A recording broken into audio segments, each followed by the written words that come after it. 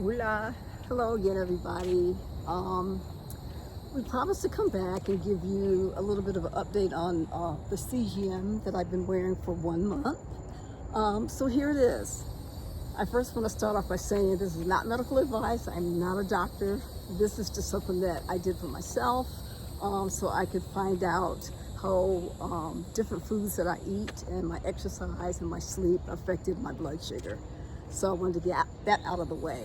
So first of all, the good and the bad and the ugly I will go through, but for context, I'm not diabetic, so this was a CGM I wore, Stella by Dexcom, and it was specifically made for people that don't have diabetes, that are not taking medication or anything like that. So that's important to know. Let's see. I wore it for 1 month, so it was a 30-day trial. I did not get a subscription to do this. I just wanted to see how it would work out, and we're considering after this maybe doing it one more time and making the comparison between the two of us to see how that differs. So I'm going to go through my little list that I had.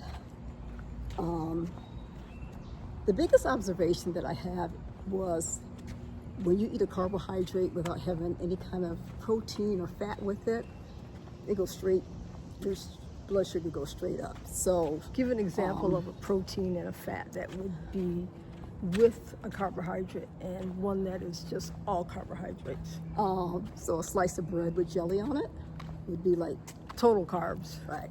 So a slice of bread with maybe meat on it is a little different. So you have a little protein on top of it. So that would be the difference. So if I ate that slice of bread with jelly, shoots way up. If I add meat to it, some sort of protein to it, it just brings the blood sugar absorption, slows way down. So that's really important to understand. So that's one of the things that I noticed. The other thing was, I thought the coffee that I drink, I probably drink coffee maybe 3 times a week.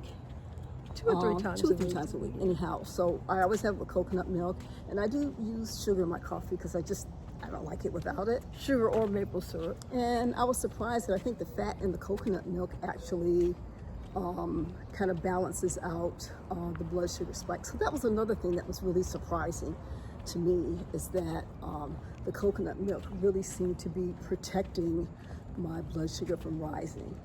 So it's a good thing. And remember, these kind of results are going to be different with everybody. Next is stress. When I tell you, living a stressful life or being in high stress all the time is, if not the same, it's almost worse to me. You want to talk about what happened when I fell? A high carbohydrate meal, yeah. The day that Murlean had her accident.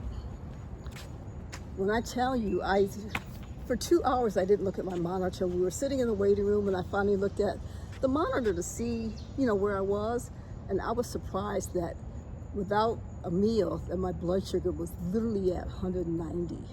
Now by that time it had started coming down, but the highest point it had gone was 190, which was super shocking because I had not eaten before she had this. We didn't even eat literally, I don't think, until the next day. So I think it's important that you look to find ways you can, de-stress your life and stay out of stressful situations. Obviously your body reacts to stress. Sometimes it's needed, like when you're in like a dangerous situation, but you don't have to have it all the time.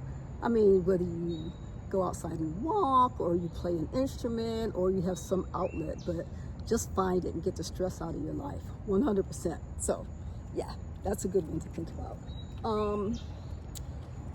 High protein meals, I rarely saw spikes.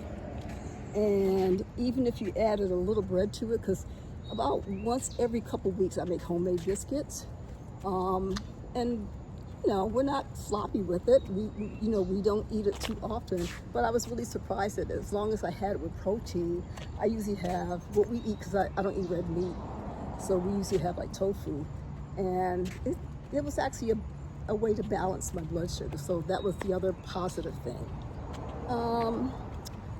Having some movement after you eat was so key. Like, you could literally eat bread, eat a little sweets and all this other stuff. And I think it's important to go like almost right after you eat, within 15 to 20 minutes of finishing your meal. And if you had like a 10 to 15 or 20-minute walk, it really made a big difference. So there's really something to do in that after meal walk. I think it's important. Or if you can't do a meal, like pick that time to clean your house and get some movement, go dance or do something. But have some movement. It like makes a huge difference. That was Calf raises. Do calf raises, that helps.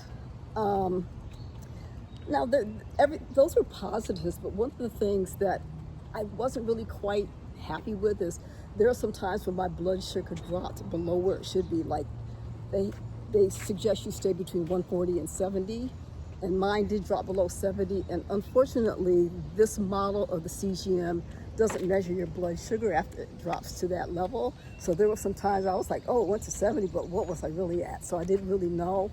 And one time I actually did feel a little like headachy the next morning, because I don't eat after 7 o'clock. So the next morning I was like, yeah, I'm feeling kind of headachy. I wondered just how low it went. So that's like a negative maybe of it, but it didn't really happen like too often where it went so low that I felt bad.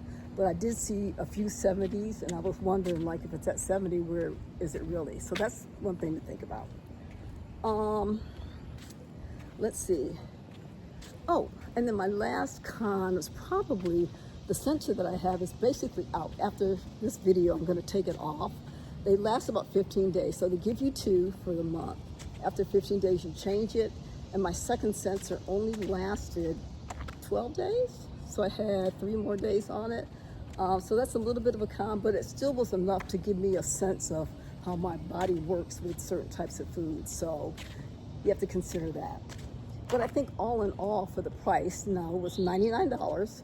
And I just did a trial. If you want to do it for more than 1 month, you might want to think about, I think that Stella has, you can do a subscription where you get it for more, and it's a little bit cheaper. So that's a possibility as well. But I think that if you're really curious and you want to see what it does, what your blood sugar does, react to, how it reacts to certain foods, I think it's worth it.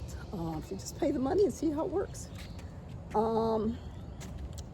Let's see. My final thing, I think, is just overall, I was happy to see that, you know, my blood sugar was normal. I kind of knew that already, but I've just been curious because I just wanted to know. And so it gives me some comfort. You know, as we get older, we want to watch these things and we want to stay healthy. So this is a really great way to find out. And just stay tuned. We may do like a comparison. So like the twin thing would be kind of cool because I'm kind of interested. She didn't wear one, I wore one. And we almost eat around the same types of things, but I'm still curious to, you know, see. Because everybody's different. Yes, everyone's body is different. Your results will probably be a little bit different. What made her blood sugar spike may not cause as much a spike in you, or vice versa. So finally, a little update on the arm. 2 more weeks and she gets her cast off. So that's good, and she's not in as much pain. So that's a good thing. So I hope no stitches. Yeah. So I hope you learned a little something from this. If you have any questions, just let me know. I'll try to answer it. I'm not a health professional, but this is just personal experience. But it was kind of cool to do. Anyhow, I'm glad you joined us today, and talk to you later.